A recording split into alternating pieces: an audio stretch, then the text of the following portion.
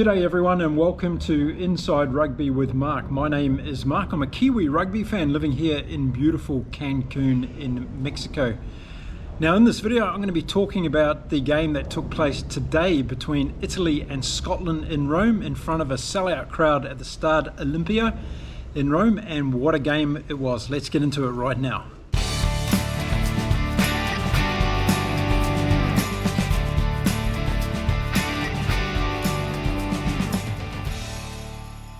So coming into this game in Rome today, both of the teams were probably smarting from their last time out, where Italy had that very close draw against France. They could have won it in the last second if it wasn't for Garisi's penalty kick hitting the post and missing. On Scotland's side, they won the Calcutta Cup against England, and they had a bit more momentum than Italy probably going into this game, but I'm sure the Italians thought that they had a real chance based on that performance that they put out against France. Well, once the game got underway, we didn't have to wait too long before the action and the drama really started. In fact, in the first 30 seconds, the Italians were given a penalty kick opportunity, and that man Garisi, who seems to always be in the dramatic action whenever it's been had on a rugby field, stood up to take the kick at goal, and guess what happened? The ball fell off the tee again, but this time he got it under control and he was successful with the penalty. So just after 1 minute, Italy were in the lead, 3 points to nil. The game started off at a rapid pace, and just after Italy had scored their points, Scotland went straight back onto the attack and showed that they wanted to play an expansive game. Redpath went very close to scoring a try, and I said in my preview video that he would be one to watch out for this afternoon for Scotland. So after Redpath's attempt, the ball got recycled a few more times, and Xander Fagerson ended up going over for a try to Scotland in the 6th minute. That was converted, and all of a sudden we had the score out to 7 points to 3 in favour of Scotland. Now, what was really obvious after Scotland had scored, that both teams were going to have a go when they got the ball in hand, and both were doing a very, very good job. Italy went on attack again, and unfortunately they didn't release the ball. Scotland got awarded a penalty and were able to release the pressure by kicking and getting the ball 40 metres out from their own goal line. Now, I talked in my preview video how I thought that the Scottish forwards needed to get on top in the first 20 minutes of this game to really put the pressure on Italy and enable Scotland to keep the scoreboard ticking over in their favour. That wasn't happening as the game went on in the first few minutes, and Italy were giving as good as they were getting from Scotland. Where the Scottish forwards were showing though was in the loose play, and we saw Dempsey and Darge in particular doing some very, very good things, in particular winning turnover ball. So there was no surprise to me that that was going to set up a platform for Scotland. And in the 11th minute, we saw Steyn go over for a really, really good try from Scotland after a good build-up, both through the forwards and then the ball coming out into the backs. So the conversion of that try from Steyn was successful by Finn Russell, and all of a sudden Scotland were out to 14 points to 3.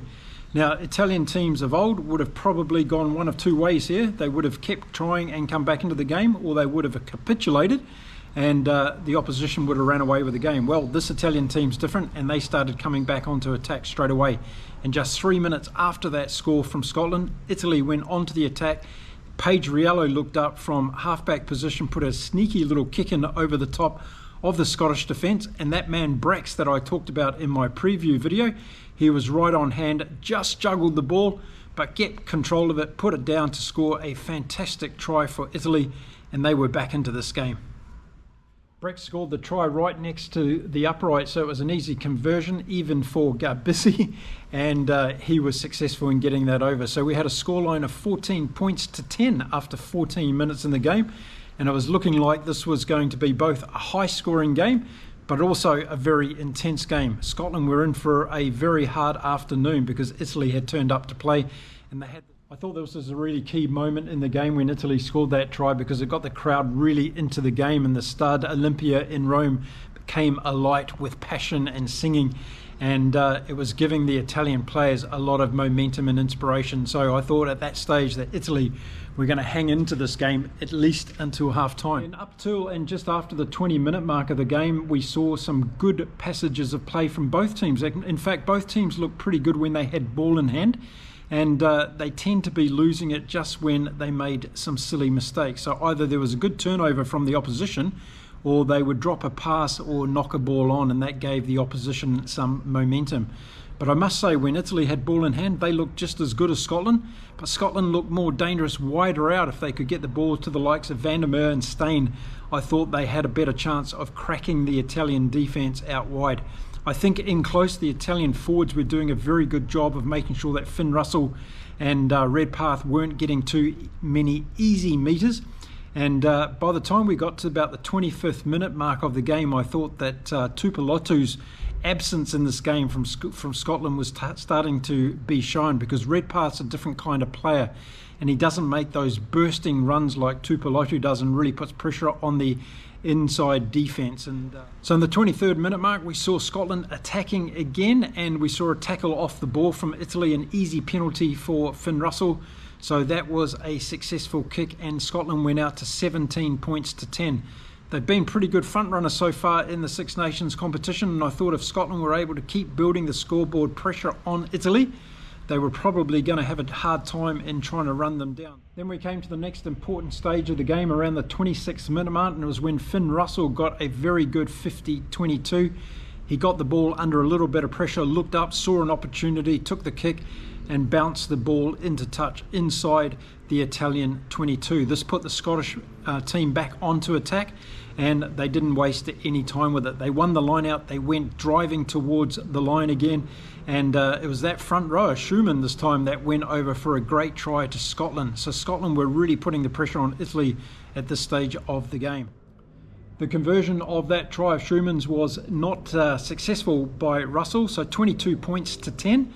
But Scotland really had the ascendancy now. It was going to test this Italian team mentally, whether they were going to get back into this game before half-time. And what impressed me today with this Italian team was when Scotland did score, they came back into the game again. And around the 31st minute mark, they got an opportunity to go on attack again into the Scottish half. Brex came up with a very good kick and put them into a very good attacking position just out from the Scottish line. From there, they got a penalty kick, and Garisi was successful with the kick at goal. 22 points to 13 after 33 minutes of the first half. Now on the 36th minute of the game, Italy were back attacking again, putting phase after phase together. It looked very, very good for them. The ball went out through their backline. It came to that man, Garisi. He made a botch of it. Scotland got the ball and took off down into the Italian half. It was a great opportunity wasted for Italy. They were on attack. They were putting phase after phase of play together. It was getting close to half time, and it was going to be a great opportunity to see if Italy could score a try and really be back in this game at half time. But unfortunately, they coughed the ball up. Scotland got the ball and were able to push down into the Italian half close to half time. We got to the 37th minute mark and Italy were on attack again. Scotland got penalised, and it was a kicking opportunity for, this time, Paige Riello, who took the kick and was successful. So Italy crawling back the score, and we got back to 22 points to 16. Then in the last minute of the first half, Italy went screaming back onto attack. Capuzzo nearly went over for Italy. Unfortunately, after 12 or 13 phases of play in Italy's favour, the ball was coughed up and Scotland were able to survive. So 22 points to 16 at half time. And I thought Italy played really well in that first half, because Scotland showed on a number of occasions they wanted to play the expansive game. They were playing at pace. They were being creative. They were going wide. And on a couple of occasions, they got through the Italian defence. But Italy, to their credit, when they got the ball, they came back at Scotland and they played really, really well. I think some standout players for me for Italy in that first half included Paige Riello. I thought he was having a good game at halfback for Italy. Negri and the forwards was going very, very well indeed. For Scotland in the first half, I thought that Gregor Townsend would have been pleased with the play of Russell. I thought he was playing pretty well. Blair Kinghorn was showing himself too. He did a couple of really good runs in that first half, and I thought Redpath was stepping up, as I knew he would do, into that role at inside centre. We also saw a couple of good things from Darge and Dempsey in the first half, and Cumming and also Gilchrist were getting some good quality ball for Scotland. But again, I don't think Scotland were keeping it tight enough. They were trying to run Italy off the park in that first half. And I think Gonzalo Quesada would have been pretty happy with the way that Scotland was playing in this game, because it was giving Italy a real opportunity to come out here and play some intuitive football, which they were doing at the back end of that first half, and they looked very dangerous when they got the ball in hand. So going into the second half of this game, it was all to play for. So Scotland up by 22-16 at half time. Going into the second half, I thought that the team that scored first were going to have the best opportunity in this game. If Scotland got off to a great start, then Italy were going to find it hard, I thought, to come back into and try and win this game. Second half got underway. Scotland had thought they'd got in for a try in the 42nd minute of this game, but after the TMO did a bit of a review, we found out that Schumann actually took a player out in the build-up to that try, and it stopped the Italian defender having an opportunity to take out the Scottish player who went in for the try. So the try was disallowed, and we went back to the game on. And then in the 43rd minute, that man Garisi got the ball, went for a kick for touch from a penalty and couldn't find touch, gave Scotland the ball. They brought it back with interest and looked very, very dangerous. And this is one of the problems I had with Garisi at number 10 for Italy. His touch kicking is horrendous at times, and we all know that his goal kicking is very temperamental as well. And his game management around the field leaves a lot to be desired. And I keep saying that I want Gonzalo Quesada to find a new number 10 for Italy, because I really think they would benefit by having someone a lot more solid in that position. However, Italy proved me wrong, because 2 minutes later they set up a great attacking play and went close to the Scottish line. And as they got down there, they put more and more pressure on Scotland. The ball came out to the left-hand side, and that young man on the wing who was starting today for Italy, Liner, went over for a brilliant try. And this was a great opportunity for Italy to go in the lead. The try was scored only about 10 metres away from the upright, so it was a pretty easy conversion for that man Garisi. What did he do? He missed it. So Italy didn't take the lead. Scotland was still up by 22 points to 21, and I was pulling my hair out once again over Garisi at number 10. From the kickoff, we saw Scotland going straight back onto the attack again. The ball came out wide on the left-hand side, and Van der Merwe, that man who's been scoring tries relentlessly throughout the Six Nations, went on a fantastic run down the left-hand touchline, got pushed into touch, and Italy were lucky to get away with that one. Then in the line-out, there was a pulling by the hands of Scotland, and Italy got a penalty, which enabled them to diffuse the pressure that Scotland were starting to build at that particular time of the game. By the time we reached the 52nd minute of the game, the penalty count was 9-4 against Scotland, and this was one of the things that Gregor Townsend would have been upset about, because Scotland were needing to hold onto the ball, and when they were getting into tight and difficult situations in defence, they were making indiscretions and giving Italy the ball. These opportunities that Italy had with the ball, they were taking them and making good ground down into the Scottish territory. So that would have been one thing that was really making Gregor Townsend a bit upset as this game was going on. Their Scottish discipline in those key moments in these tight games is obviously very, very important. 56th minute of the game, Italy back on attack again, and that's what I really like about this Italian team as it's building more and more under Quesada. They're able to come back into games, they're able to put pressure on in the second half instead of getting dominated by their opposition as we've seen many, many years before. So it was a great build-up to the next Italian try. They put phase after phase together again through the forwards. Then the ball came out to the close near side of the ruck, and Varney picked up the ball and went over for a good try. The replacement halfback had came on for Paige Riello at that stage. Surprise, surprise, Garisi got the conversion over, so Italy went well into the lead, and they were up now by 28 points to 22 after 56 minutes of the game. We got to the 60th minute of the game, and that man who'd just done something good, Garisi, just did something bad yet again. He put the ball in a high up and under situation, gave the ball away to Scotland, didn't make any territory gain for Italy, and needlessly put his defence under pressure again. And when I talk about Garisi being weak at that number 10 position, these are the sorts of things that I'm talking about. He's kicking away the ball in a situation where Italy should have run the ball and put more pressure on the Scottish defence. They didn't do that. He tried for a high up and under, It didn't go where he intended it to go. Scotland easily turned the ball over and came back attacking the Italian line. We got to the 64th minute of the game. The handling errors were 11-10 in favour of Italy, so it was pretty close in terms of handovers, and we had 3 tries apiece at this stage in the game as well. So it was a very tight game, and you still felt that with less than 17 minutes to go that Scotland was still in this game, and they had an opportunity to get back at Italy. So what was going to happen next? Well, it happened in the 65th minute, and it might not have been a huge important thing as far as a score in the game, but I'd spoken about in my preview video how I thought the Scottish forwards, particularly in the second half with their bench, was going to be too powerful for this Italian pack. And we had a scrum on the 65th minute of this game, and the Italian pack pushed Scotland off the ball, and they won a penalty from that. And that was a real turning point for me in this game, whereas I felt that the Italian forwards were starting to get some momentum in the back half of this game. And if Scotland weren't able to control the set piece, then I felt it they were going to be very hard done by to get back into the game, because their backs were only going to have to get ball off errors from the Italian backline. Another pivotal moment of this game in the 69th minute, Scotland got the opportunity to attack again, and that man Van der Merwe, who's been scoring tries at will so far through the Six Nations, took off down the left-hand side. He had one Italian defender to beat. It was Capuzzo. He had an opportunity to swerve around him and go down the line to score like he's done in previous games in this tournament.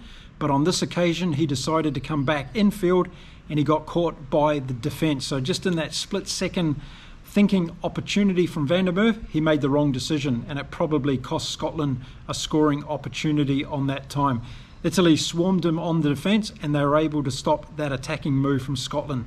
It was a very important part of this game. Now, I thought at this stage of the score with 28-22 in favour of Italy, if they were able to score again with less than 10 minutes to go, it was going to make it very, very difficult for Scotland to get back into this game. So Italy started putting more pressure on the Scottish, and they won a penalty in the 72nd minute of this game. And that man, Garisi, stood up, and we all know what happened last week when he was put under a lot of pressure. Well, he had the same opportunity this week. There was 8 minutes left on the clock. He had this kick to put Italy out to a significant lead. Scotland would have had to score twice to get back in to win this game. And what did he do? Well, Garisi got the goal, of course. We would have bet a house on it for sure. So all of a sudden, Italy were out to 31 points to 22, and there was less than 9 minutes to go on the clock. Could they pull off a major upset in the first game of round 4 of the 2024 Six Nations competition? Scotland weren't done with yet, and they came roaring back at Italy, throwing everything at them, including the kitchen sink. And in the 78th minute, when they were right on attack, we saw the replacement forward Skinner go over for a great try for Scotland at the end of a lot of build-up of different phases, and the pressure was really, really on. Finn Russell took a quick conversion right in front of the goal. The scores were back to 31 points to 29 with 2 minutes to go on the clock. Everybody was sitting on the edge of their seat. Could Italy pull off a huge upset in this first game for the weekend? And then we entered the last 90 seconds of a game that I've hardly ever seen in my life before. It was absolutely frantic. It was amazing defence from Italy. Scotland put over 20 phases together in that last 90 seconds. The ball was going from one side of the field to the other. The Italians were standing there and tackling to their hearts, could take no more. The Scottish players some of them were standing still on attack because they'd run out of energy. It was a heart-stopping end to this game if you're a Scottish fan, I'm sure, and if you're an Italian fan. It was absolutely fantastic right down to the last second. In the 81st minute, though, the Scottish players were still throwing the ball around, and eventually there was a turnover opportunity or a knock-on from Scotland. Italy got the ball, but the referee decided that was it, folks. The game was all over. A fantastic game of rugby, a well-deserved win to Italy by 31 points to 29 over Scotland, and missed chances for Scotland, no doubt about it, in this game. But a huge kudos to Italy for playing absolutely brilliant and playing their hearts out right till that 81st minute of the second half. Now, we saw it last time in their game against France that the potential is there with this Italian team. The thing is, that's the same players that we saw at the Rugby World Cup, but it's a new coach, and he's bringing a new desire, a new passion, but also a new execution capability in this Italian team, and isn't it exciting to watch? We saw it against France, and now we've seen it against Scotland. No one's going to be writing this Italian team off as easy beats anymore. You've got to turn up and play really good rugby. Scotland played well today. I think there was a couple of decisions that they made at certain points in the game that led to their demise, but I think for the most part, Italy gave as much as they were given. And they made a good use of their opportunities. They left a few points on the table as well. They could have probably been 6 or 8 points better off than they were, but Scotland probably should have scored a couple of more tries as well. So I think the final score was a good indication of this game.